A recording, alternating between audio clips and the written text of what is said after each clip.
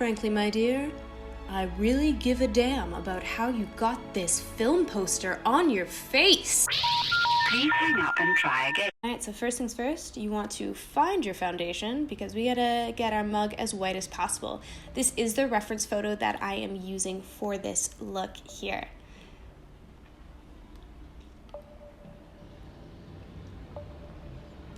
So I'm going in with a Dermacol Concealer just to even everything out and get that base as white as possible.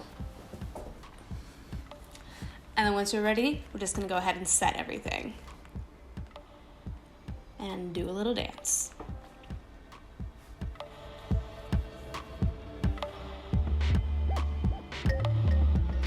Alright, so I also used this other minimalist poster as a reference photo, mostly to get a sense of where the lines are going to go on the face as I was tracing them out. You can see I used my eyes as the focal point for both of the faces, which made things a little bit tricky for drawing in Scarlett because her head is held at that odd angle. So it was a little bit of finessing and going back and forth just to get those face shapes the way that I wanted them.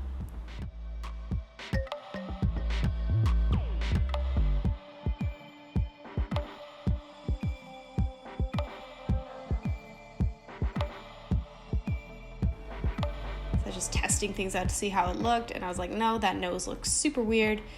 So I went back in and fixed it a couple of times. So I always sketch with pencil first.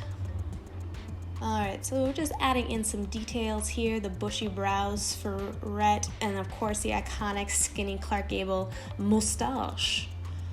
And I am trying to decide here, yes, going with the orange and tans from my James Charles Morphe palette. And I'm just taking all of those like tan, orange, and yellow shades to highlight and shade the face. Going with a dense foundation brush here.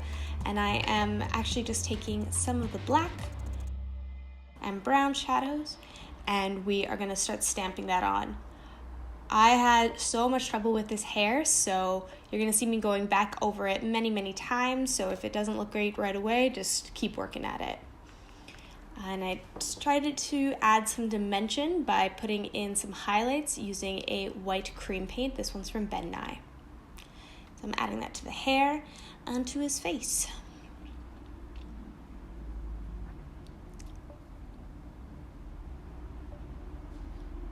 Alright, starting in for Scarlett, I made her skin tone a little bit lighter than Rhett's, just to sort of differentiate the two of them.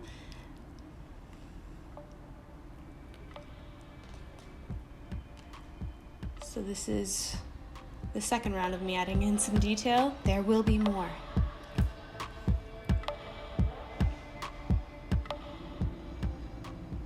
Alright, so I went ahead with Scarlett's hair, and then I realized that everything was the exact same tone and I thought the face looked a little muddy. So I went back with my beauty blender to clean things up before just changing the color of her hair completely anyways. I'm just taking a jumbo white eye pencil to add in some more highlights. It's just a little bit easier to work with than the cream paint. And I'm just drawing their necks down my neck.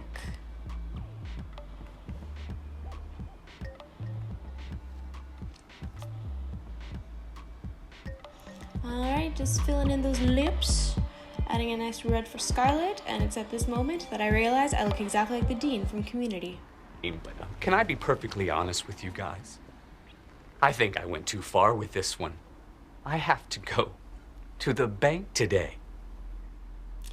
Yeah, we all gotta go to the bank, but not before we get naked, or just tuck your bra strap. Alright, so you want to map out everything that you're gonna do. First off, I hated my houses that I drew first, so I just went ahead and re-sketched those out and sketched out where I wanted the flames to go. And then this is going in with the Tarte clay paint eyeliner, and I'm just starting to fill in those houses.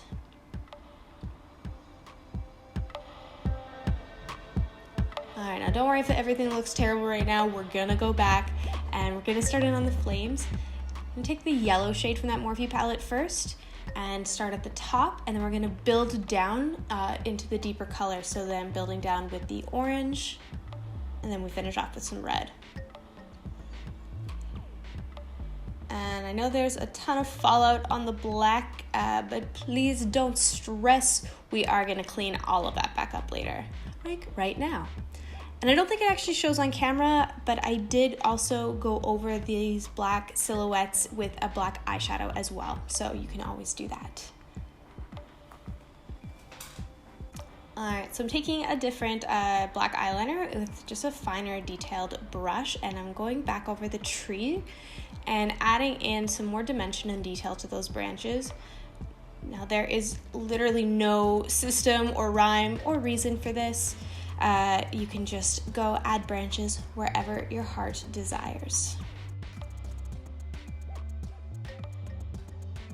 Autofocus has no idea what's going on because it cannot tell where my face is. There I am. This burnt orange color and just filling in the space between the two faces. So the backdrop of this film poster is, Atlanta burning, so it's lots of flames here.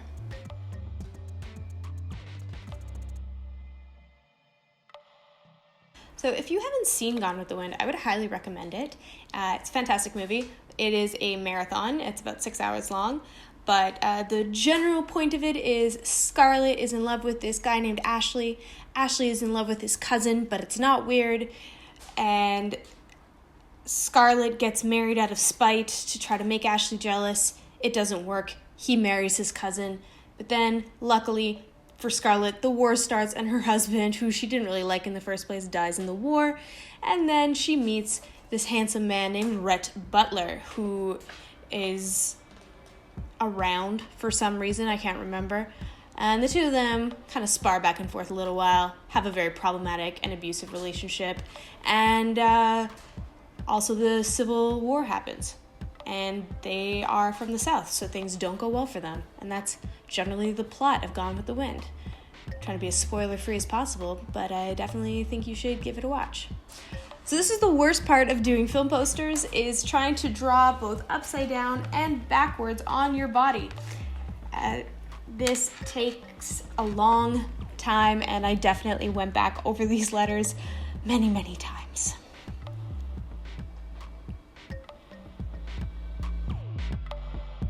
All right, here we go, finished product. So we're taking a gold eyeshadow now, and we're gonna start filling in the letters. Definitely recommend filling in with color before you do the outline. Will make your life so much easier. It's much easier to do a black outline on top of the color than trying to fill the color into a really narrow outlined space. I'm always grateful when I can actually successfully write upside down and backwards, because there was my Jaws incident where I went the whole way and wrote laws because I couldn't tell that the J was backwards until the very end of the look, and I had to go back and fix it.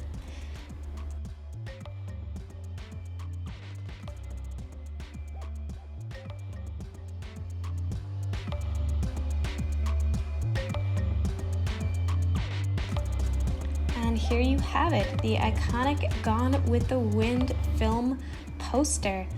If you'd like to recreate this look, please make sure to tag me in it. I'd love to see your work.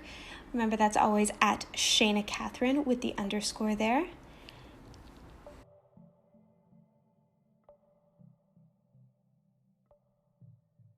Thank you so much for watching. Make sure to give this video a thumbs up and please subscribe to my channel. Hello. I'm sexy Rhett Butler.